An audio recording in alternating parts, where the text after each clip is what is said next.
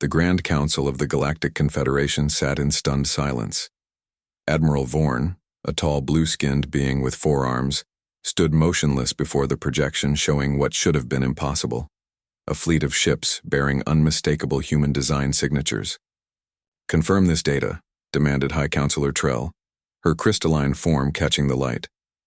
"Humans were eradicated 3 centuries ago. This must be some pirate faction using salvaged technology." "Verification complete," replied Vorn, his voice grave. "These are humans. They've returned. 300 years earlier, humanity had fallen. When Earth refused to join the Confederation on their terms, the aggressive Drek Empire seized the opportunity. The attack was swift and devastating. Official records declared humans extinct, their homeworld rendered uninhabitable. A tragedy, certainly, but merely a footnote in galactic history. How wrong they had been. Deep in the uncharted regions beyond Confederate space, Jack Miller stood on the observation deck of the Perseverance, flagship of the Human Restoration Fleet. A stocky man with graying hair and eyes that had seen too much. He watched as hundreds of warships moved into formation. Each vessel represented decades of sacrifice built in secret asteroid bases and hidden lunar facilities. "Admiral, final preparations are complete," said Tom, his second in command. "All ships report ready." Jack nodded, his gaze fixed on the stars. "Send the signal. Operation Phoenix begins now." The human fleet had a singular mission: reclaim their place in the galaxy and ensure humanity would never again face extinction. Fortress Station Epsilon 9, the Confederation's most remote outpost, detected the incoming ships too late. Commander Lox barely had time to transmit a distress signal before human vessels surrounded the station. To his surprise, they didn't open fire. "Commander, we're receiving a transmission," reported his communications officer. A human woman appeared, on screen. Her name was Anna, according to the translation matrix. "Attention Epsilon 9, she said calmly. "We have no desire for bloodshed. Evacuate your personnel to the habitation ring. We will disable your weapons and communications, then depart. Any resistance will be met with force." Locke studied the tactical display.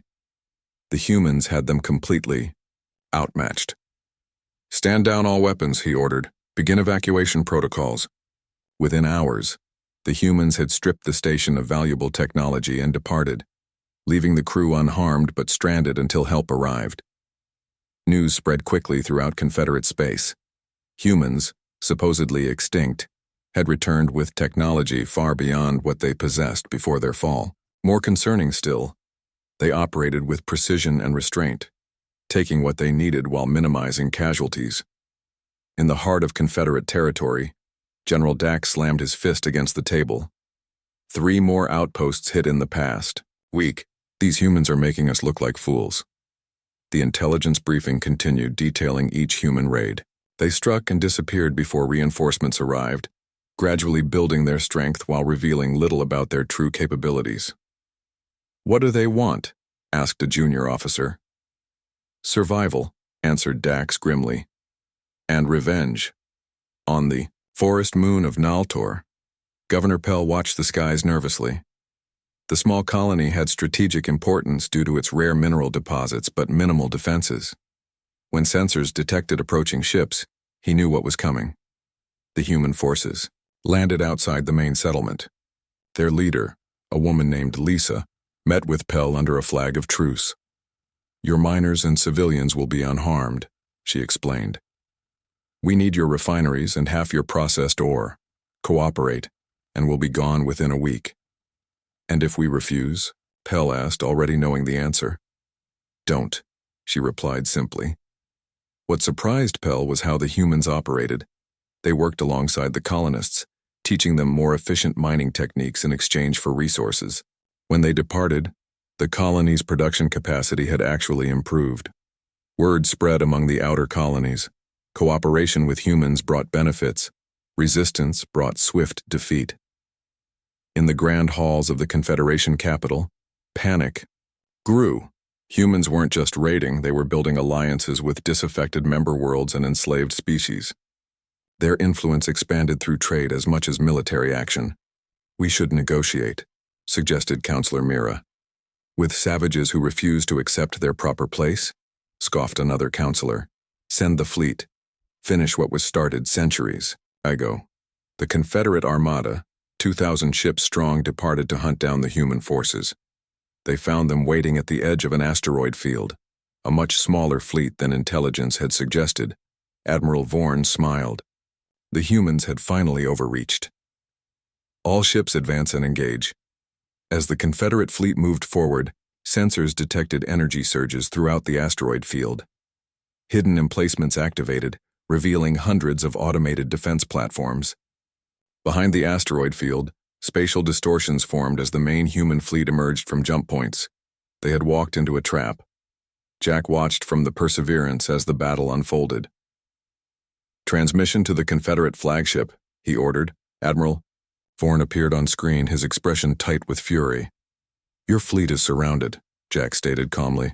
Power down your weapons and prepare to receive our terms. Humans were meant to be extinct, Vorn hissed.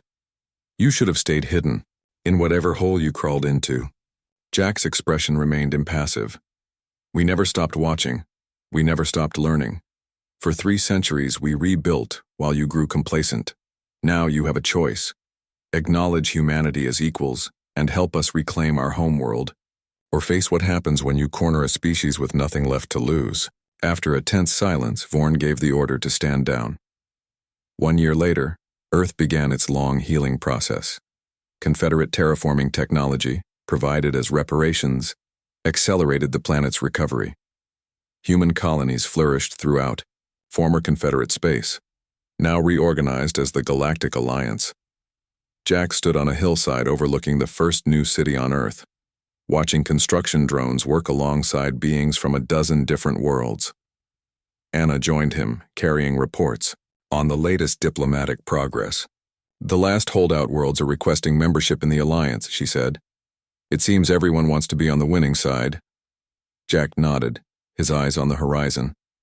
They thought exterminating us would be the end of the story. They never understood what makes humanity different. And what's that? Anna asked. We don't accept extinction, Jack replied.